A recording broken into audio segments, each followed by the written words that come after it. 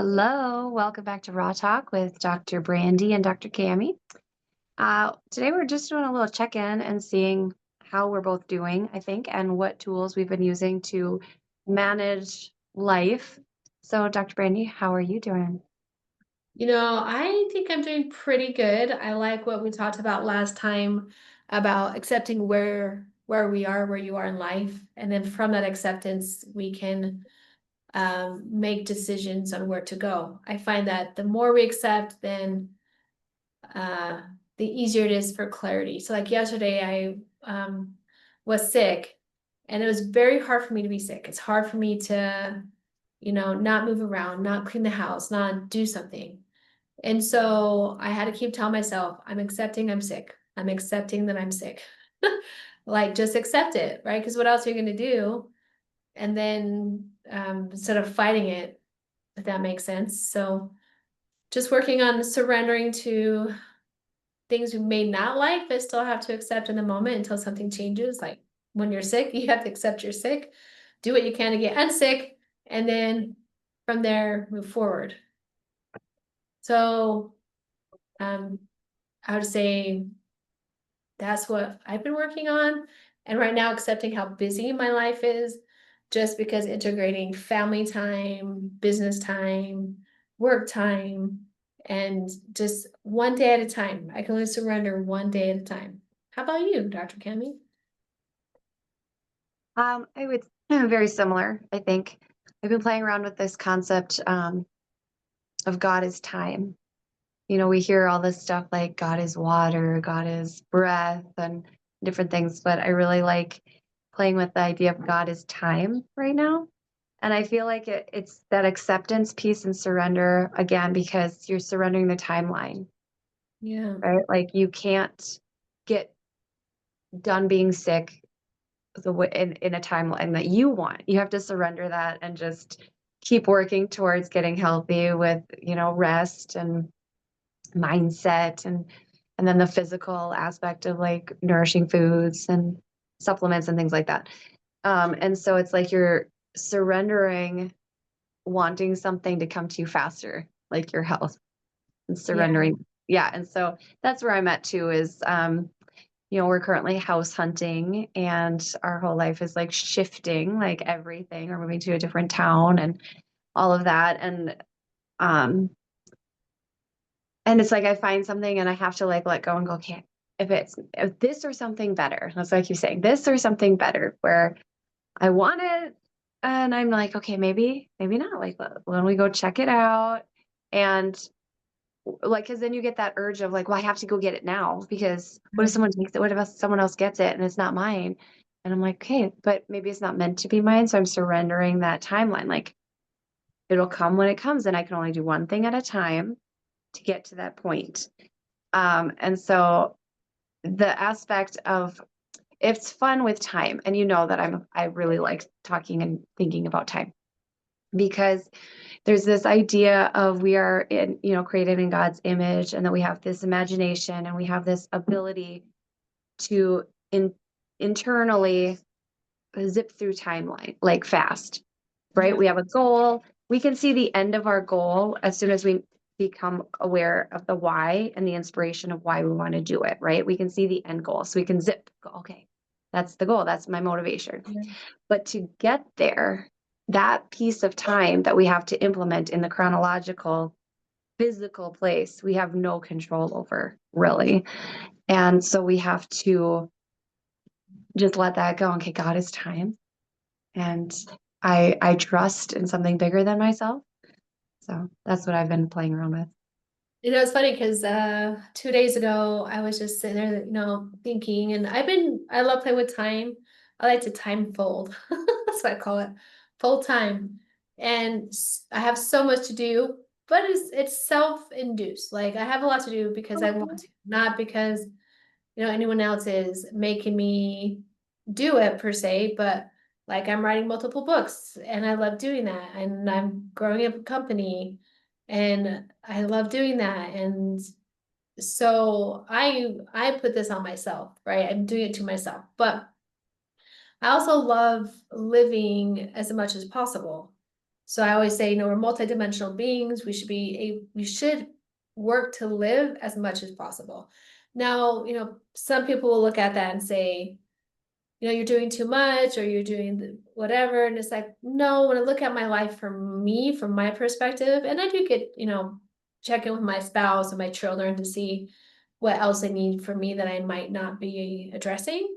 But they seem to say that I'm balancing time with them and quality time and work time and all that stuff. So the other day I was like, man, I have so much to do. I want to work on these books. I want to do this. I want to do that. And I heard full time. So put a task together. And I have a grandmother that lives with me and an aunt that lives with me. So I have to help them with some things. And I don't have to, but I choose to. So in this moment, I was like, okay, I want to work on my book. And my goal when working on my book was I'm gonna work on it in physical time of 20 minutes, but with the non-physical time of an hour.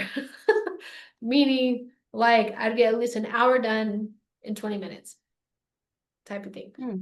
So I started to work on that when my grandmother and my aunt reminded me I was supposed to help them with something. So then I ended up doing stuff with them, and the 20 minutes was just gone. And here we are 2 hours later. And I was like, well, that didn't work this time. I guess I gotta manage that. But there's been other times where I'll go, I gotta do my homework. It's gonna be 20 minutes, and I'm going to get this done in 20 minutes. And I end up getting done what would normally take an hour done in 20 minutes. So it's interesting as we play with time, because I guess as I'm talking to him, I'm realizing something. It's one thing to say, I'm going to work on my book in 20 minutes, but get an hour's done. And it's different when you say that when you have other people's timeline in your timeline. So then that made sense to why it was actually a couple hours, because I was not in there. I wasn't in my timeline anymore. I was in theirs, if that makes sense. So I might work faster as that multidimensional being than other people. Not wrong, it just is, right? And I didn't realize that. It's like, okay, let's challenge ourselves with this timeline. I feel like Buddhists say, like, well, you weren't just in your own timeline, you were actually in, your aunt's and your grandma's timeline when working on this stuff as well. And part of them, I think, resisted because they wanted me to do it the next day, and I didn't want to do it the next day because I wanted to rest. Like, I wanted to hang out with my family and not do this other stuff that we were supposed to do and didn't do. I just remember that now. So how do you manage this idea of being productive while mingling within other people's timelines? Because we coexist, and chronological time only moves one way, right? But creative time is a flow state of mind. And as a parent, particularly, I think this speaks volumes to any parents out there who are like, I want to get this done, but I'm constantly, there's always a butt or a belly that needs my attention because I have little kids. And so it's like, I feel like I'm always stuck in the mud, or like I can't seem to get anything done. And everything I want to do seems to be put on the back burner because other people's timelines who depend on me it seems to be more of a priority. Yes, and how I've done it myself, I played with this for a very long time. And what I learned was there's always these gaps, right? So you have to maximize your time, if that makes sense. So, for example, when I always have to do schoolwork or write my book, because I have little ones, not as little as yours, but I have the 6 and 7 right now. And every time I go to sit down, that's when they go, Mom, Mom, Mom, right? We all know this. Like, you can be like walking around, they're doing their own thing, but as soon as you want to do a task, like, Mom, Mom, Mom, it's like they can feel you're quiet, so they want to come join your quiet. So what I've done is I'll put, okay, I need to get 20 minutes of this work done. So I'll put it on a timer. And anytime they come to me and ask for mom, because I've decided for me, it's more important for me to hear and pause and listen. Now, there's some days I'm human that doesn't flow well, but when they say mom, I pause my timer and then I focus on their timeline and what they need from me as we merge the two times. And then when they're done, I go back to that. and unpause. Because what I realized is I kept telling myself I wasn't getting anything done because of the interruptions, when in reality I was getting stuff done just in the in between. And so sometimes I'll cook dinner and I'm working on my book as I'm flipping this stuff. And people think oh my gosh, but I get at least 20 minutes of stuff done, or I just be standing in the kitchen waiting for the French toast to have to be flipped over. Now, I cannot do that if my kids are wanting to help me cook, of course, and then that's not an option and they are my helpers. But if they're outside playing when I'm cooking or doing their own thing, then I multitask, and it's not really multitasking, right? Because you can really only do one thing at a time. So I'll put the French toast on. Normally it's dinner. French toast is breakfast is harder because there's too many elements, but dinner, um, I'll tend to open my computer, do a few things, or my phone because I write on my phone too. And then I just add a few things, and I also do it when I'm driving. So not when I'm driving. So my husband will be driving, and I'm like, okay, I gotta get this done. So I take my computer while he drives. I do my thing, and we'll play I Spy at the same time. So I've learned to understand what the gaps of time are, or the gaps that I didn't realize were there, the voids, and to use those times. And I've had to tell myself, because now there are moments when you're like, oh, I'm getting ready to mom, like, so I go, no, because this is temporary. I want to say yes. My kids are asking me for help or guidance or support, and I can say yes. Yeah, I like that. It makes me think and wonder about your human design because I utilize human design a lot with my kids to help them adjust, like to help them us all just kind of coexist a little bit better. And so, like, my environment is shores where it's like I like calm in front and chaos in back, and that's where I get like the most inspiration coming through. And so I find that like that time within oneself when you're planning, implementing, feeling inspired, all or not implementing, but planning and all that stuff, it pops in when you're not when you don't have the input or the output and you're doing something else. And for me, it's like I'm doing the dishes and everyone's like chaotic behind me. So like that's kind of like my environment where um I can thrive. I can't seem to find myself. But my kids are 1 and 2 and 7, so I've got real little where it's hard for me to Yeah. be working and cooking or like cleaning and like No, taking care of them because they're I like still get that. to do all the Yeah, they're awesome. at the stage where if I walk out of the room, like I'm not even like in the room with them, and then then they start yelling, "Mommy!" And if I am in the room and I'm on my phone or computer trying to work, like, "What are you doing? Can we watch animals? We watch animal videos?" And I'm like, "Okay, so pen and paper, maybe." So it's interesting. Yeah, like, so I'm curious what your human design is because with that stuff, it gives you this idea of what is part of you and you can't change and how Mhm. you can utilize it for your benefit so you can be more productive and less like shame around how you just function, you We're getting know? back to the acceptance. Like, Mhm. people would always say to me, and I believe I haven't really had a full human design done on me. I believe when I had it looked at, I'm a generator or something, but I would have to share that with you, and maybe we can bring it up later.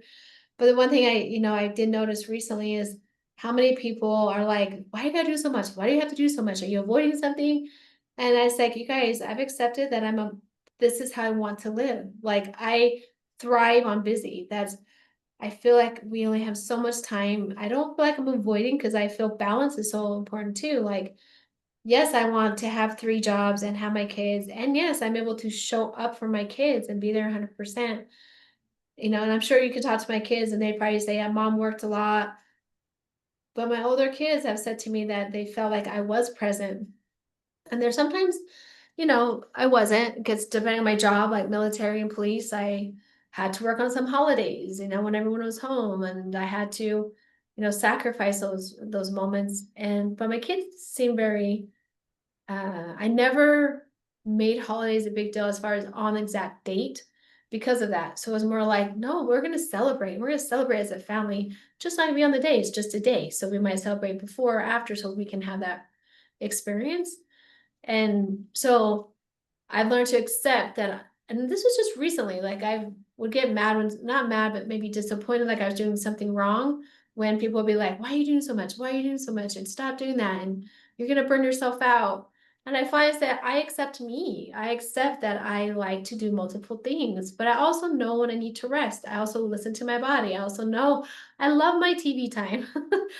I don't do it till like 8 p.m., but I enjoy it. I like my tea time. I like my little naps that are 15 minutes. Like I like my massages. I like my energy work. So I do self-care, but I weave it in. But what goes back to what you said is accept yourself. So I'd be interested, like tell us a little bit about you, Dr. Cami. What is your human design and what did it help you accept within yourself? Well, I'm a manifesting generator, which is a lot of energy. And two of my three kids are also. We might be the Um, same thing. yeah, yeah, lots of energy. It's just constant like downloads and ideas. And I'm like, I want to do this, I want to do this, I want to do this. And so one of the practices that I do with that is there's a lot that I want to do that I don't get done. And when you get in the habit of having all that energy and not getting everything done, then when there's something you really want to do, you might have negative talk inside that says, yeah, but you never finish anything. And Mm. then it negates that intrinsic motivation to like get things done. And so you have to like let go of some things. You only have so much energy and you have limitless resources, and most of it's free. So I want to do a lot of things, but I don't have the time or energy yet. So that Yeah. yet piece, right? Letting go of the timeline, and coming back to it in like a year. Is it still something I want to do? No, I'm going to let it go. Like I've started and not finished lots and lots of classes and things. And that's okay. And I accept that. I find it really useful for like my family dynamic, especially like the eating piece, making sure that my kids like, because picky eaters, I mean, I've picky, I mean, kids they're little, right? So they're just all picky. And so looking at that piece, and then I'll put it in Chat GPT even, or in an AI and go, give me a menu for these kids. Like, just do it for me. I'm so sick of trying to figure it out for myself. But it's interesting because when we looked at that stuff, it was really accurate to how we're already behaving. So like validated for us. Like I like direct sunlight when I eat, and my husband is like indirect. And so it's funny because at night, it's like as soon as the sun goes down, he's like, oh, I'm gonna go have a snack. And he'd be in the kitchen. Or he's always like, now I notice like he's always in like the shadow space for like when he eats, and I'm like directly in the sun. And if he sits down in the sun, I'm like, do you want to trade spots? And he's like, yes, because he's like, you know, he pretends vampire hissing or whatever. And like my daughter likes noise, so music or that kind of thing going on. One of my sons likes hot foods, like so his digestion is really like bad when he has cold foods or raw foods. And so we can adjust how we live together and make it more harmonious in that way and take some of this pressure off of like just sit down and eat when it's like be quiet. I like quiet. Well, one of my kids doesn't. So like soft music actually is good for her, so it gives us a little bit of insights in that way. So that's how I use it. Mhm. Well, it sounds like one of the things that we've been really focused on during this talk is self-acceptance. And I think that comes off our last podcast is accepting where we are on different levels, accepting where you are in life, maybe the chapter you're in, learn to accept where you are in that chapter to include maybe your characteristics and personalities, and don't feel shame or guilt around it. Like I would almost not tell people I'm looking for another job because I feel a calling. And other people's are like, oh, you shouldn't do that because of whatever their opinions are, but they're not me. Right. So I'm accepting that I like to do multiple things and I have a 5-10 year plan and they have their own plan. And I look at it too when people bring it up like as they care or they're concerned or whatever the case might be. But we got to first go back to accepting ourselves where we are. And if we don't like something, then that's when we can make the changes to become the new version of us that we desire. So like I would love to at some point, not now, get down to just a couple of jobs. Like I really can't see myself just like when I was sick, just sitting there all day is not a me thing. Like I just even when I go on vacation, just sitting there in the hotel, like what's the point of vacation? Like, no, let's go do something, let's move, let's walk. I do like to be home at a certain time and chill. Like I don't want to go out past a certain time. Like let's go to dinner, let's have fun, and let's go play games. But it comes back to acceptance. And I think, if every person like you, your husband, me, my husband, we accept where we are, then that's when the middle pillar comes in. Okay, my wife likes to be in the sun. So when you guys go to a restaurant now, you automatically look at the shade versus the sun and you naturally take those seats versus fighting it, you know what I mean? Um, so acceptance of, and then from there, change if wanted.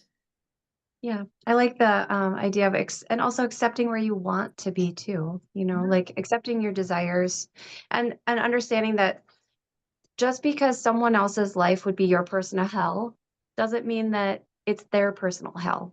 Yeah. And like there's different types with like human design. There's reflectors and projectors. Reflectors change every day. Like they're not they have there's finite energy in certain people. And when you start to understand that, and the thing also when you accept who you are and the flow of who you are and the flow of your life and your day, you start to the more self-awareness you have around yourself, the more you can like understand other people better and you go, oh, okay, you be you. Yeah. You do you. Because you're not trying to change everybody to be like you. Because if everybody in the world thought and acted like you, you'd be miserable. It'd be So, boring. yeah, so start looking at people that you don't like. Start looking at why and what parts of them are really actually similar to who you are, Yeah. right? Because it'll give you some insights to go, oh, wow, okay, Yeah. we got to accept this acceptance piece is unconditional love. And you have to bring awareness into yourself, into your thoughts, and into your behaviors, your patterns, your desires, your goals, all blah, blah, snowball. But then you start to reflect out and you start to accept other people, and that unconditional love expands outward. And you just realize that everybody's doing their best. Everybody is doing what they think is right, even when it's completely opposite of you. Yeah. Everybody goes out and does what they think is right, even if it's tragic in their mind, in their delulu-ness, in my delulu-ness. It's all truth and right. And then you can start to like not hold so much grudge. But I go back to the just because you accept where someone might be does not mean you approve of it or agree to it. Accepting is just understanding that's where it's at. So I always find in couples relationships is, people always say, I'm not trying to change you, but I'm not trying to change you, but type of thing, right? So you have to start with accepting where your spouse is. And so when you can accept it and then go, wait, I see a gap and I love you so much, I'm gonna bring this gap up to you. Is do you see it as a gap? No, I don't see it as a gap. Or yes, I do. Thanks for, accepting where I'm at now and also accepting where I want to be. But it doesn't mean you have to. So if my husband, and this is not true, I'm just using an example. If my husband did nothing and I first have to accept that that's what he's doing. I don't have to like it. I'm just accepting that's where he's at. And then I could go to my husband and say, hey, I've noticed you're not doing anything. What's happening? I see a gap here. And then he gets to say yes or no and the whys. Or I can try to focus so much on trying to change it, trying to change him. But then how does that help him first accept where he's at to decide for himself if he wants to change? Because if he doesn't, then you would have to accept that or leave it. Now, my husband's not that way. I was just trying to use an example. I guess we can go deeper into this conversation of acceptance on to couples at some point. Well, I think we did a little bit, and I think it's easier to start looking at yourself and then look at other people, or, you start to realize that people don't change till they're sick of their own bullshit, and um you can be there to help them see their potential, but there's a piece of, if nothing ever changed with this person, would I still love them? Am I in love with the potential, or am I in love with who they actually are in front of me? And that's what that conscious love is, and if it's like, no, I can't stand this piece, then that's a different conversation. But like, you're annoying too. There's times when you don't do anything either, and you're a pain in the butt and emotional. And like, so it's not always like, it's easy to look outward and to want to change other people. That's so easy, because if someone came to you with a problem, you have the answer. Oh, do this, I've got the answers. Like, I try this, do this. But when you're looking inward, it's a lot more challenging, because that cornerstone of who you think, like, that you love, is the one that you need to throw out, right? Like, that piece of you that's like, well, I'm selfless, and everybody, or I take care of everyone around me, like all these things. And it's like, okay, what if you got rid of that? Then who are you? And is that it's more of a challenge, and it's more powerful to look at yourself and then branch out to other people, because it's easy to judge other people and to see what they're doing wrong, I think. So, That's why in my book, Love Thyself, the number one thing is to love you first. All yeah. your quirks, your cracks, your blocks, your shadow selves, accept all of you. Because when you can love you, then you see what you want to change. And then you can love the other person. But so often we avoid ourselves and we focus, like you said, on someone else, and we avoid ourselves. I said that like 3 times. So with this podcast, if we wrapped it up with, me, I like to give a little bit of homework or tool, but we focus on self-acceptance. What would a tool be for the our audience to work on acceptance? Um, oh gosh, maybe you should go first. Give me a moment to think about this. Okay, I would say just that is you ask yourself, do I accept this specific behavior with myself? Like for me, and is there a complaint that people have against you that annoys you when you hear it, but can you accept that about yourself? Like, you work too much, right? I had to accept that about me. Yes, I accept that I like to work. I accept that I thrive on blank, versus trying to convince them why I don't or how I'm stable. It's like, no, I'm accepting that I do. I do like to multitask, or I like to do multiple things. It's just me, right? So maybe picking one thing that people criticize you on, and first start with acceptance. And if you don't like that, then start working on changing. I'm going to go the opposite and say, where are you criticizing other people? And because that gives you an insight to judgments and jealousies that you have. Do they have something that you want that you don't think you deserve? Or like, there's a lot of insights that can come up to that, because that's the throat chakra, right? So if you're jealous, we don't like that word. So a lot of times, um, jealousy is like bad breath. Everyone can smell it but you. So it's like having the most beautiful voice, but all that judgment that you're giving out, all that criticism of other people, comes across as jealousy, and everybody can see it. So you might have the most beautiful face, the most beautiful voice, but it's bad breath. And so it's okay. It's a chance to reflect inward and go, okay, I don't like this person. I'm judging this person. I'm criticizing this person. What does that reflect back to me that I want to change about myself, or that I want that they have? And knowing that it's out there means that you can have it too.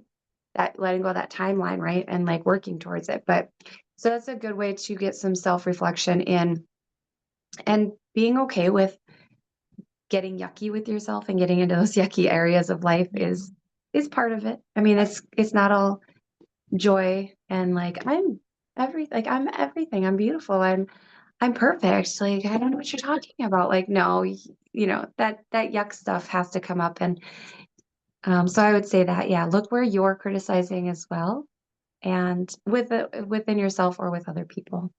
Yeah. Yeah, I love that. So, thank you for joining us for this podcast about self-accepting and the tools to help us get there. You know, the 360 review where we look at ourselves and work on acceptance by within ourselves and externally, our judgments towards others. If you have a question or a concern or a topic that you would like us to discuss, please post it in the comment section. Also, make sure you like, subscribe, and share if you think this podcast would help anybody. Again, Dr. Cami and I appreciate you. And until next time, enjoy your day.